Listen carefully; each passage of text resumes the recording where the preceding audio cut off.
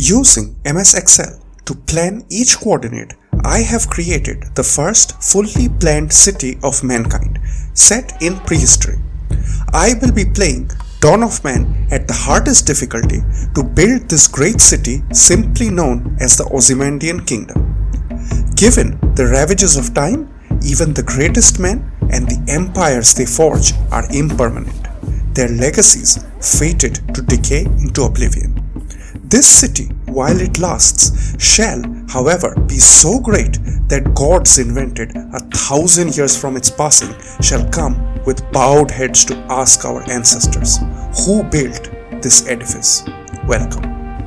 Ladies and gentlemen, lovers of war, traders of great renown, I, the Strategic Indian, bid you welcome to my channel, where our motto is think, practice thinking. If you like the content, please do not forget to like and subscribe. Also, leave a comment, which will greatly help with the almighty YouTube algorithm.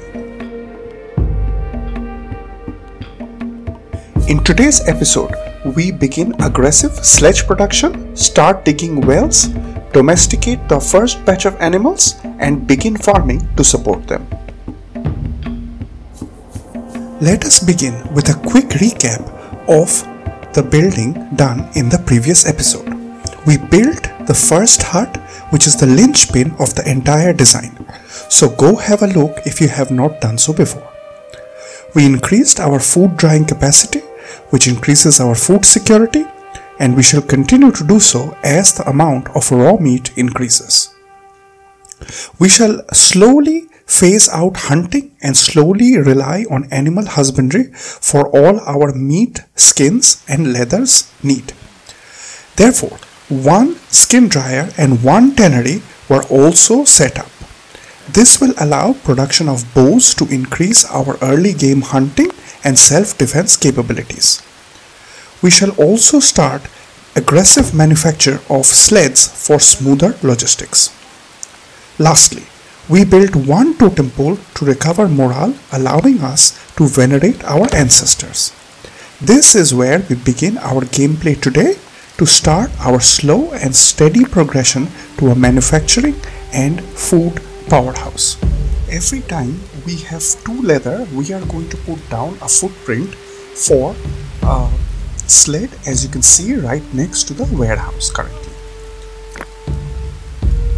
Before you get to the copper age and build workshops, you have to manually put down sleds, so it's a bit of a pain, but unfortunately there is no other way. You have to manually click and start putting these sleds down. We are going to set up the third food dryer because we have more raw meat than which we have the ability to dry for. It's very important to dry meat for 2 reasons. One, raw meat really doesn't last very long. It lasts 1/4 of a year. I don't know how it does that before refrigeration in the open, in the wild, in prehistory, but yeah, that's the limit. And also, if your people eat raw meat, then they lose morale. The third house shall be set up because we had immigrants come in, and I think I did manage to get the immigrants before the first trader came in. So yeah, I thought I didn't, but actually I went back and had a look and I did.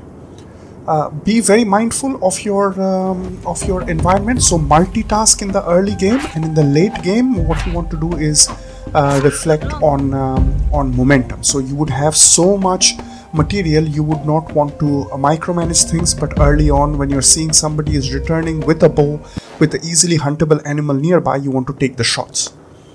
There we see another ibex is crossing. There is a caveman nearby with a hunting unit. The animal is slowed down in water, and as soon as it will get out of the water, it will be able to be shot. We're gonna put up, start moving our cooking towards the inside of the perimeter of houses. So we set up the hearth diagonal to the tanner. As you can see, I will be placing hearth and mortars interchangeably because it doesn't, they take up the same amount of space. What you want to do is have them near to the granary, And also in this scenario and in this game, there is no pollution or negative effect of buildings. So if you place a tanner right next to a hearth, it doesn't give food poisoning, which is extremely dangerous. If you do it whether in prehistory or in modern times, this is something you don't want to do. That is why tanneries were always in districts which were on the outskirts of the city. Dyeing, tanning, these things were really towards the outside, because they are smelly, dangerous processes using dog feces, and you really don't want to know how in this game you use tannin to extract to convert raw skins into leather. But real life in the ancient past, how they used to make leather, yeah, it's pretty disgusting. So you don't want to have it near food. But here in this game, it doesn't matter. You have the liberty to do so. You can see how close the manufacturing is, and given our low workload, our work, the orders which are being given out are being carried out near instantaneously. So we are bringing in one rock, and now we are going to ask the original mortar and hearth to be disassembled, because then you get 50% of the material back, and you get back at least one rock. Sometimes you get back two, but it's game dependent, but you get back at least one from disassembling these two on any playthrough. So I have one rock in my inventory. I'm bringing in one rock, so I need two to make that hearth, and that's what we're going to do. There, our third sled is being manufactured. So I have now got one leather in my inventory. As soon as I see another person has gone to start making leather, I will place down an order for another sled to be made, because then he will make the second piece of leather, and I will be able to put down and get another sled manufactured. You want to make sure that you put down footprints only after you have all the necessary materials. This way the task is not held up and it is completed as soon as the order is given. So this keeps your workload low. But having said that, I am not going to follow this rule, and I will break this rule several times. Great. Mortar is going to now get placed. So they are right next to the granary, so we will be able to quickly make all of this great flour, grain that we are getting into flour, and we will be able to make bread in the hearth and store it in the granary. All these buildings are so close to each other. Let's go in and have a look at this mortar being made by this lady who's really not happy. But she will be able to pray at the totem pole, and it will get her morale up. There. Another order for another sled, because we have got the requisite amount of materials. We have put auto manufacture on our tools. We are also going to use our first points, all the points that we get, into mastering animal husbandry. So we will go for sheep domestication, because you want to capture all the different kinds of animals in and around your base. You want to constantly have a look and make sure that you are able to capture all of the kind in that particular age. So in the Neolithic age, those are sheep, goat and pigs. So we need to put in housing for them. So we turn this one around, and that's the only way it will fit. It won't fit the other way around. So make sure it's facing this way, and it will be mirrored on the other side. So while we move towards the left, it's going to be facing the other side.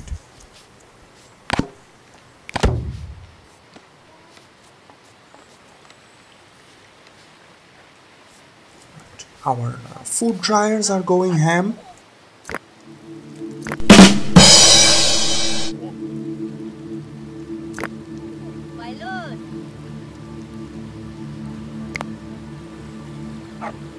We're going to put in one water collection point, because we don't have the ability to gather water from wells because we need a few more points to get to that. And you need it for the animals, because animals during the whole year they can drink from rivers and lakes. They do need rivers and lakes to drink from. They cannot drink from the trough or any other place. So that's why being near water is very important. But during the winter they need water to be brought to them because they are inside the stables. But by that time we will have the well done. And for your people, what you want to do is you want to have wells, because that increases the health of your cavemen. They prefer to have water from wells. Our first stable is going up nicely. We have captured, we are going to also aim to capture 10 animals, and therefore we will make one stable which can support a population of 10 animals. Dogs do not need any kind of shelter, so they are essentially a free resource. They don't need to be fed anything. Really, man's best friend.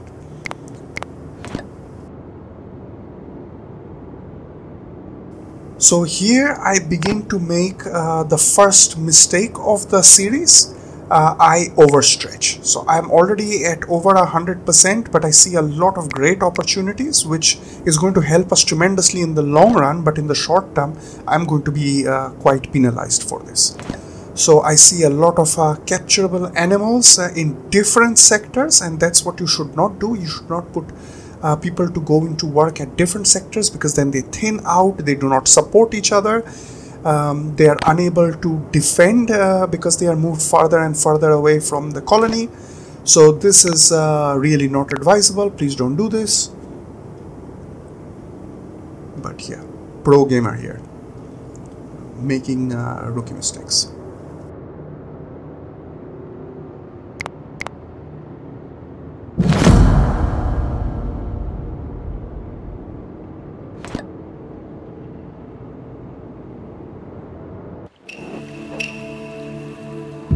We're gonna put the haystack right next to the stables so that we can feed the animals very nicely and quickly during the winter months. So that is why this is a very good system. We have everything nearby and well packed to support. Our trader has come in. We always buy straw for sure. Because this early we did not farm last time, so we need the straw to make sure that we can continue our building. There, we have captured our taken the third set of 9 points of knowledge, and we have gotten animal husbandry unlocked, very important. So we can now capture pigs. So there are pigs over there, so they are really far away. You don't want to do this. This is a mistake.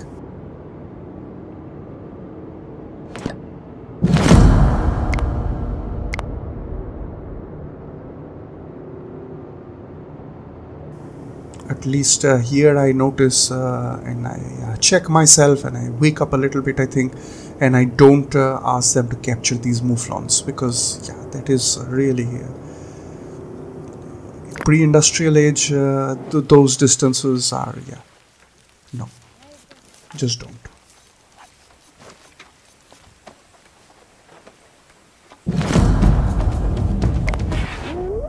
We have our first animal attack coming in by a cave hyena. Cave hyenas really purge with fire, the worst animal ever introduced in the history of Dawn of Man. Previously it used to be cave lions, but yeah, cave lions ain't got nothing on cave hyenas. So what I did is I immediately put the person who fought the cave hyena to run into that cave, because as I explained in the last episode, they will get infected after fighting wild animals.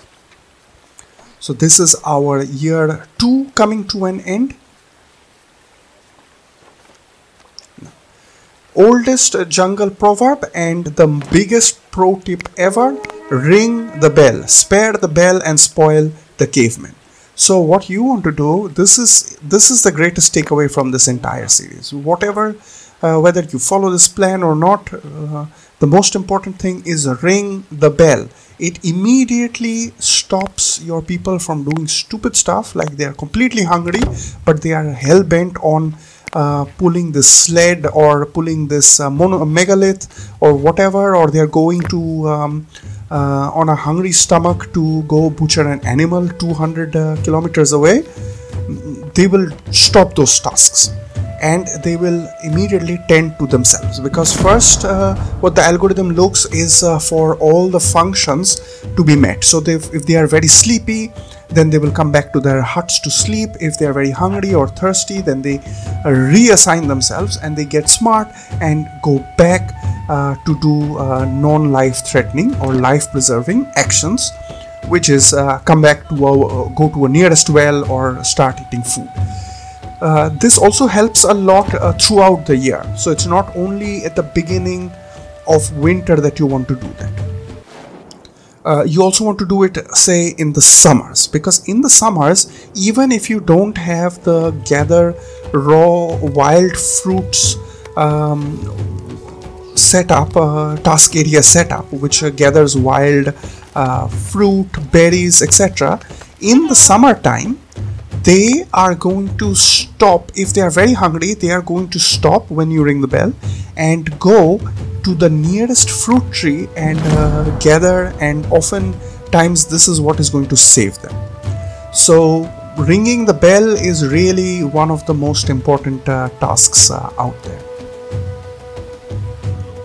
And especially as soon as the winter begins, you want to hit the alarm bell once, because then they are going to reassess their situation, and the first thing that they do once winter hits is that they go and put on wool clothes. So they will stop, turn around, return to base, put on wool clothes or skin clothes before the copper age.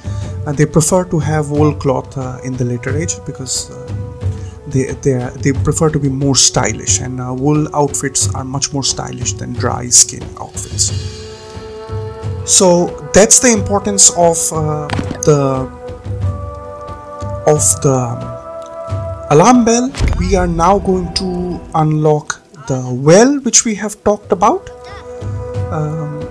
Also, it allows much faster collection of water, because your kids mostly pick up water and then they go back and forth from wherever they are to the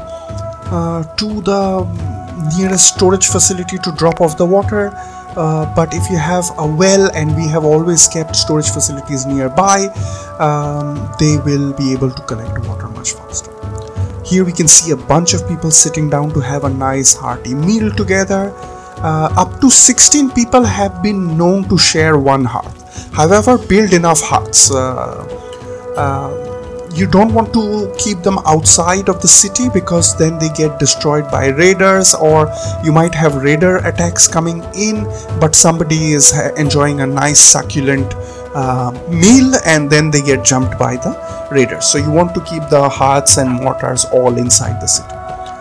We will be building 16 hearths, so theoretically 256 people can eat simultaneously at the hearths. That never happens, because you won't have, they spread out how they eat, but we will have sufficient capacity that everybody is eating well and on time.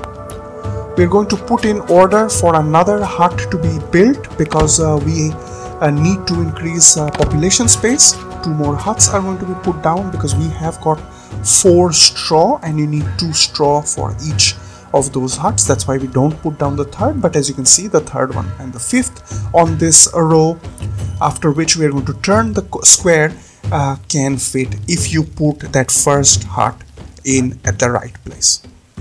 So whole design entirely depends on that first hut being placed.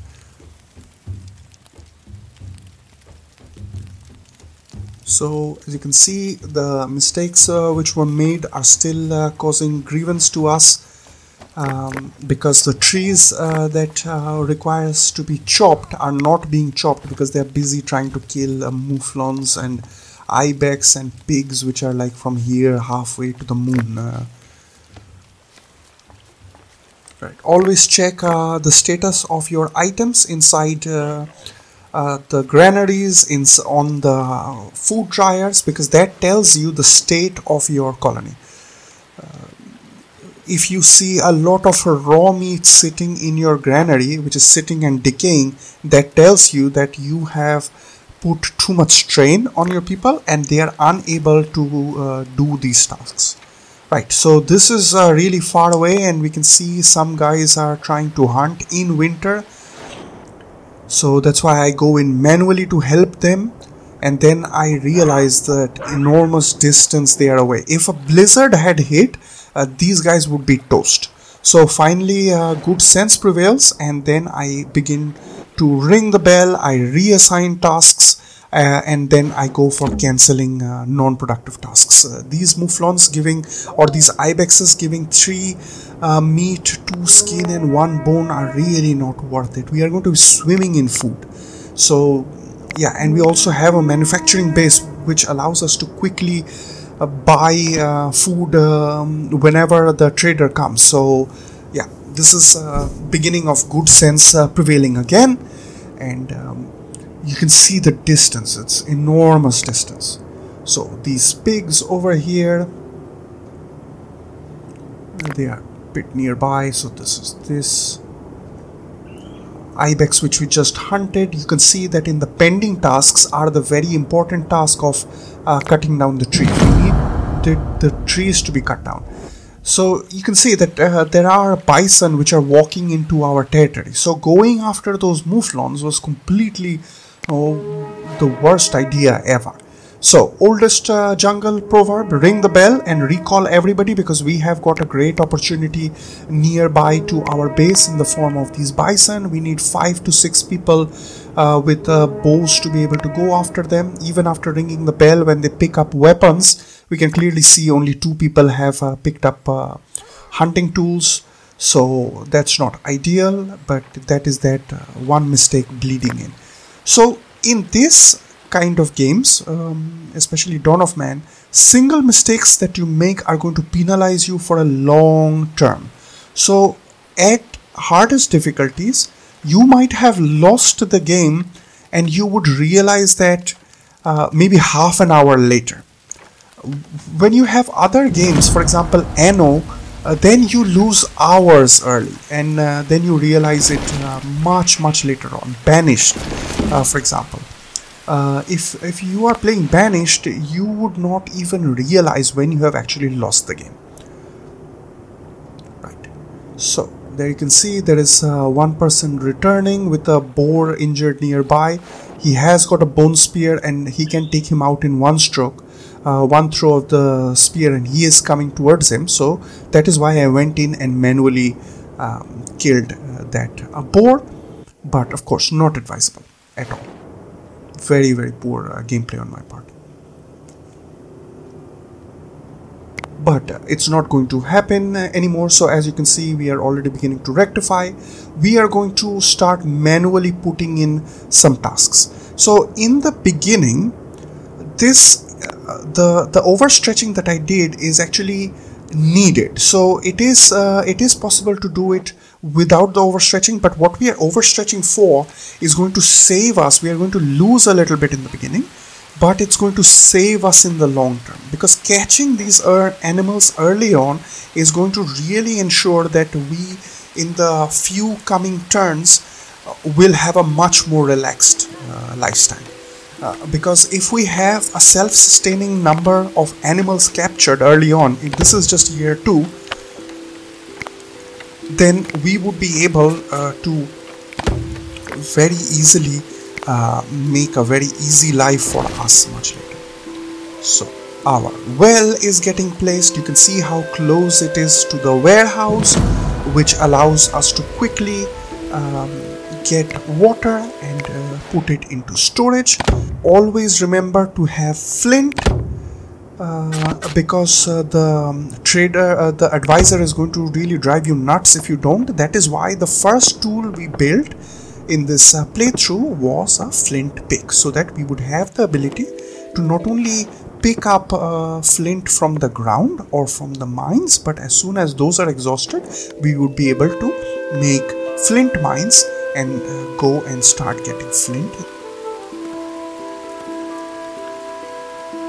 We are moving towards the bison, and we keep the minimum number of people required to fight, which is 5 is more than enough to take out this entire herd of bison this early on. Being pretty powerful. We start hunting their younglings.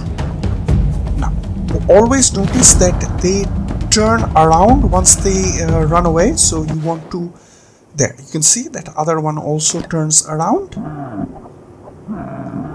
and we are going to keep 2 people to hunt the youngling because that's more than enough, and we turn the majority of the hunters, that's 3 of them, to go hunt the adult bison.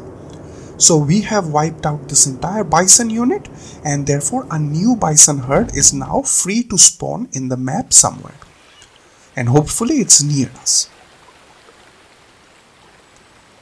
Right, since we have captured a lot of animals, we are going to start farming. So we have enough food, but we need straw to get through this winter, and it really depends what the trader brings, because you can see that during the winter we put down orders for 2 houses, but we couldn't build those 2 houses because we had the straw being eaten by the animals. So those are tasks which are holding us up. We have got 4 units of leather, so we put down 2 units of sleds to be made. They require 2 leather each. We also cancel the water collection task force because we don't want to get water from lakes and clog up our workload. We get all of the hay and straw that we can buy from the trader. Now we are going to go into force agriculture because we got quite a lot of animals and we want to make sure that these animals survive. Now, most important thing, that children can also plant crops. So yeah, unfortunately child labor shall be a part of life. This is prehistory after all. So we are going to take individual cavemen and we are going to put them into planting. Once they come into plant, if the hoe touches the ground, then they will complete the building process.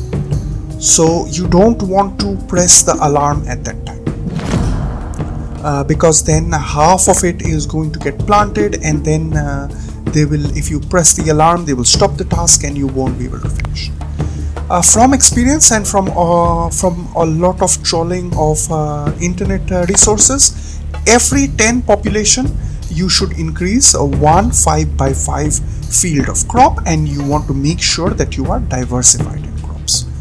So I will go into my rationale of what crops I go for and in what ratio in the coming episodes, because this is not a hardcore farming episode, that is still coming. This is a bit of a knee-jerk reaction to the number of animals that we went and captured. So we did push ourselves, we pushed the envelope a little bit, but we therefore also need to push our guys a little bit. We are at 200% workloads, but things will calm down a little bit in the coming episodes. So you can see they have begun the farming, but the season changed, so they will continue to finish planting those even if the season is up. So you don't want to press the alarm button. Storms are coming in, which lowers morale. If there are lightning strikes nearby, then their morale is lowered. So I'm going to go pick up 1 rock over here because I want to build a burial structure so that if we have people die, then they can be buried honorably. We have slowly moved all of the buildings inside our protective circle. We have got one sled for every adult. Right. Purge, oldest jungle proverb. Oh man, I really dislike cave hyenas. I really dislike cave hyenas.